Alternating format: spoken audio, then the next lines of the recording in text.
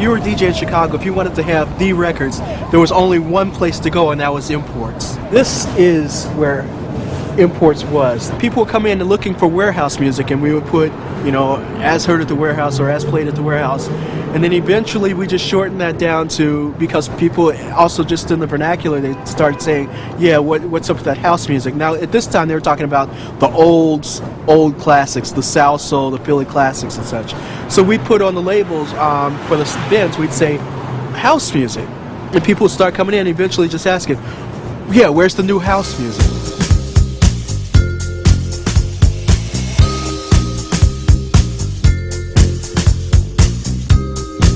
House was originally used to simply describe the style of music played at the warehouse. Primarily it was a lot of the old disco records, and not the poppy type disco record. It wasn't instant replay from Dan Hartman, but it was Scat Brothers' Walk the Night. And we used to just dig in the crates and find something that people forgot about and bring it back. With such a limited supply of old tunes, DJs became increasingly creative on the decks.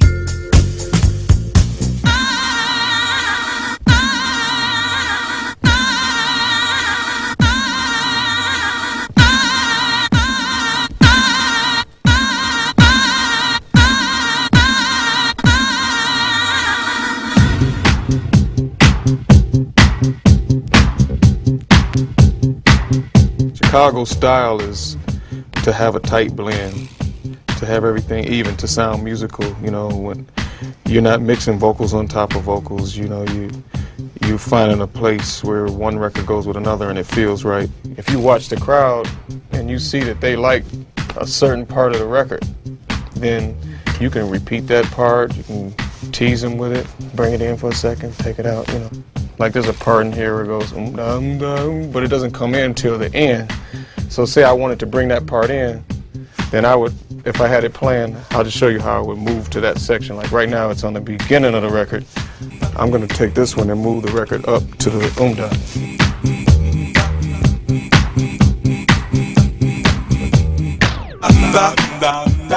I might slam it, or I can.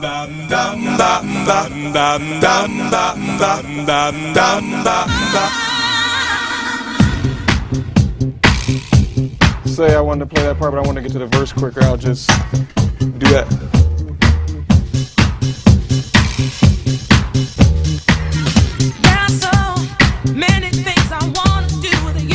Basically, if I would just use the double copies to just be able to manipulate the record to whatever section I want to use, whatever I want to do. Like I may intend to play the whole record, but the crowd may not want to hear it.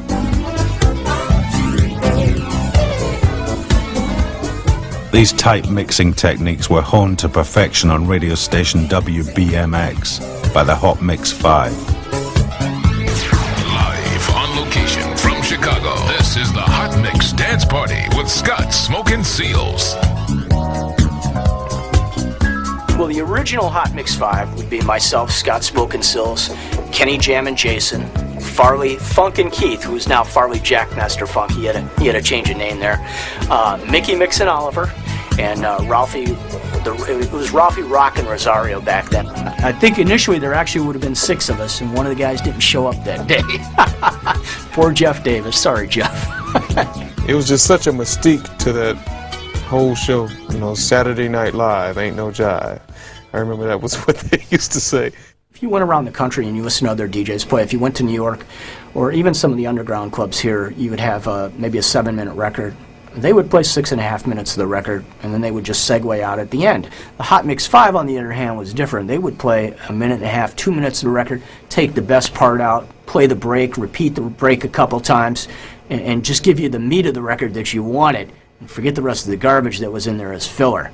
And that's what really, really made the Hot Mix 5 style. They were doing these mixes, sort of like what you were hearing at the club, but mixes on radio. And at that time, it was unique to me, and maybe unique to a lot of other people, too. As the show developed and, we were trying to do more and more creative things, you'd get out the razor blade and start cutting tape, with reel-to-reels and stuff, and trying to make the stuff even more creative than it already was with 2 turntables and a mixer.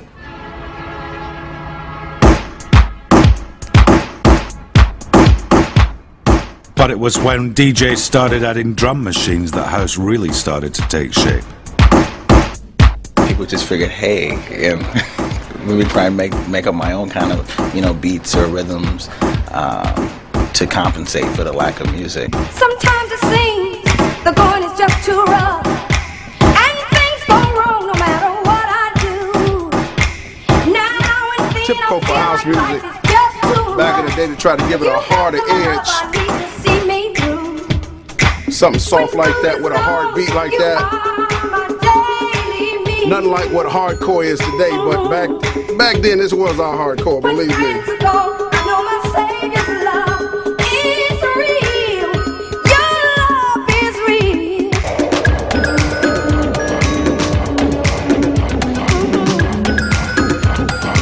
Take the beat out, bring the beat back. Beat out, beat back in. Record with beats, a cappella, both together. To take it to a higher significance, when you turn the drum machine on, you just play beats, people would just scream. You take the kick drum out, bring it back in, and just scream all night. And they would do these tracks so that when they DJ'd, everybody would run to the DJ booth and go like, wow, what's that? What's new? Man, what's that? And so it was sort of like a status thing. It became a status thing. Who could come up with the hottest track? Competition between DJs was getting intense. I would say right around 83, 84. My DJ name was Steve Silk Hurley, and I said I was gonna start calling myself Jackmaster Silk. And Farley was my roommate at the time.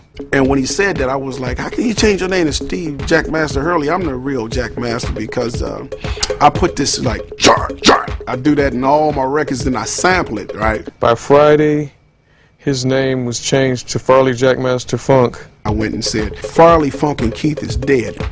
He no longer exists. There's a new guy in town. His name is Farley Jackmaster Funk. Needless to say, Steve was on his way to the radio station with his tape, ready to make the new announcement that he is going to change his name to Steve Jackmaster Hurley, and almost ran into a pole. I couldn't believe it. It was the worst.